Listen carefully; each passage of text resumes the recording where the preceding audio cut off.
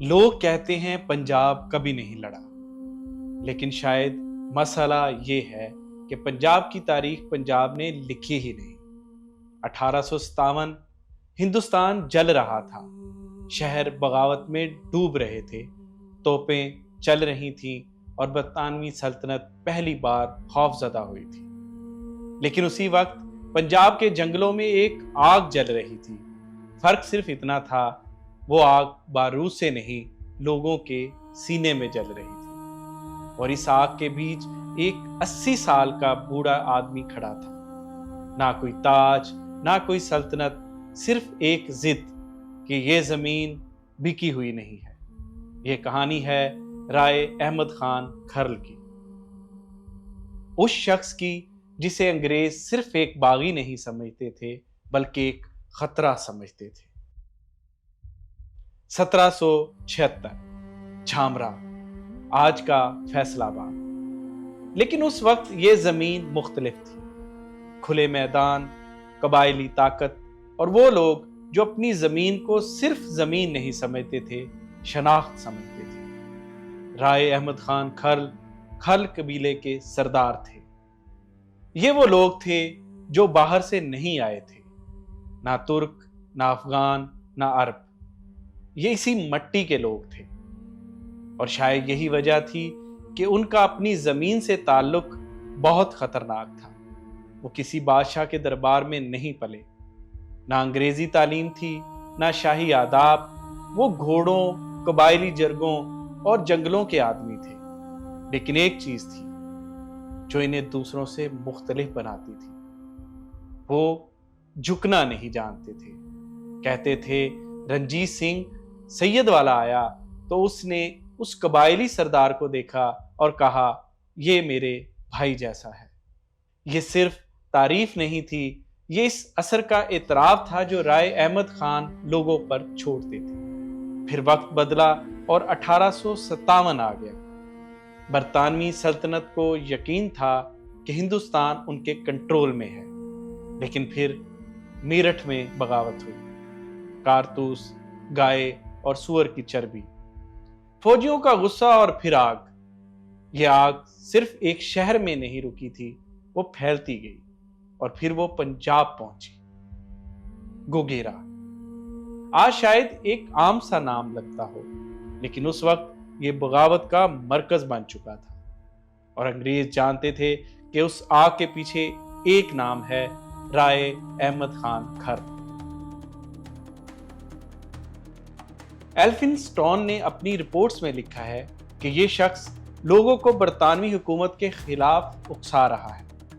لیکن مسئلہ صرف بغاوت نہیں تھا، مسئلہ یہ تھا لوگ اس کی بات سن رہے تھے۔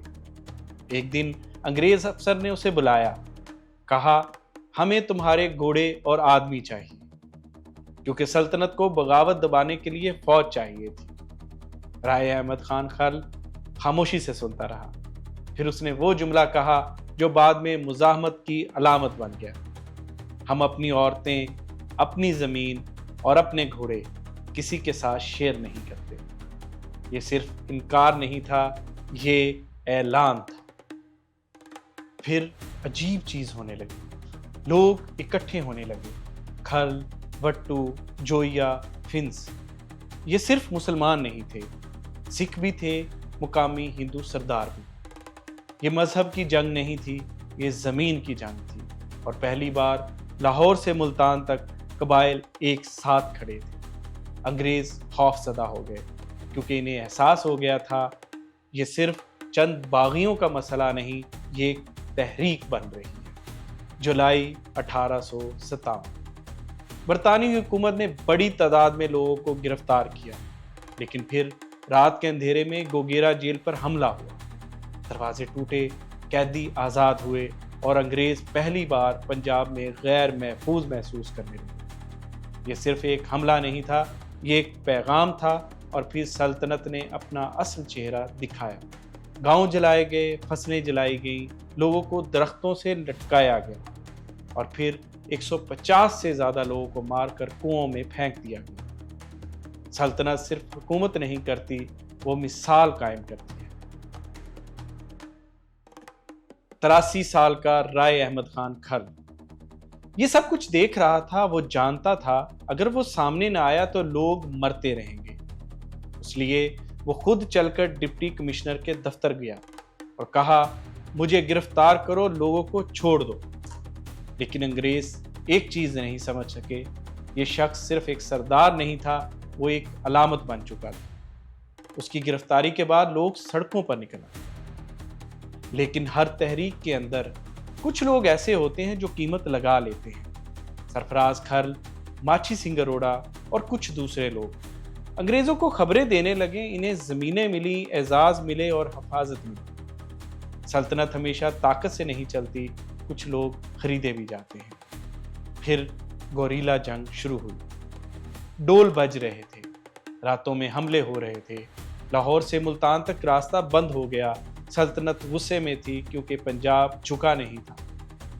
फिर मुखबरी हुई, खबर मिली कि राय अहमद खान खल गशगोरी के जंगल में मौजूद है। फौज भेजी गई और फिर जंग शुरू हुई। तकरीबन 20 अंग्रेज सिपाही मारे गए, लेकिन इस बार गोलियां एक बूढ़े जिस्म को रोकने में कामयाब हो गई। राय अहमद खान खल जमीन पर गिर गए। फिर उनकी गर्दन अलग कर दी गई और उनका सर 6 दिन तक गुगेरा जेल के बाहर लटकाया गया ताकि पंजाब डर जाए। लेकिन सल्तनत एक गलती कर बैठी। वो एक इंसान को मार सकते थे, एक ख्याल को नहीं।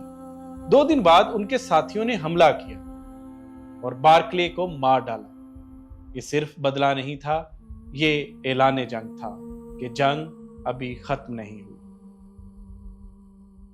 आज हमें बहुत से फाते याद हैं, उन लोगों के नाम जो इस जमीन पर आए, हुकूमत की, लूटा और चले गए। हम उनके किले याद रखते हैं, उनकी जंगें, उनके किस्से। लेकिन अजीब बात यह है, हमें अपने वो लोग याद नहीं जिन्होंने इस जमीन के लिए जान दी। वो लोग जिन्होंने ना सल्तनत मांगी, ना ताज, सिर्फ ये चाहा कि उनकी जमीन उनके लोगों की रहे। राय अहमद खान खल जैसे लोग। असल में यही इस खित्ते के हीरो थे, क्योंकि हमलावर हमेशा ताकतवर होते हैं, लेकिन अपनी मट्टी के लिए खड़ा होना उससे कहीं ज्यादा मुश्किल होता है। और शायद यही वजह है कि गुलाम कौमों से पहले उनके हीरो छीने जाते हैं, ताकि आने वाली नस्लें ये मान लें कि उनके आबाओ अजदाद ने कभी मुजाहमत नहीं की। हालांकि सच ये है कि इस मिट्टी में ऐसे लोग भी पैदा हुए जिन्होंने सल्तनतों के सामने सर झुकाने की बजाय अपनी गर्दन कटवा दी। और शायद असल सबक यही है, कौमें सिर्फ जमीन से नहीं बनती, वो अपनी याददाश्त से बनती हैं। और जिस दिन कोई कौम अपने असल हीरो को भूल जाए, उसी दिन कोई और उसकी तारीख लिखना शुरू कर देता है।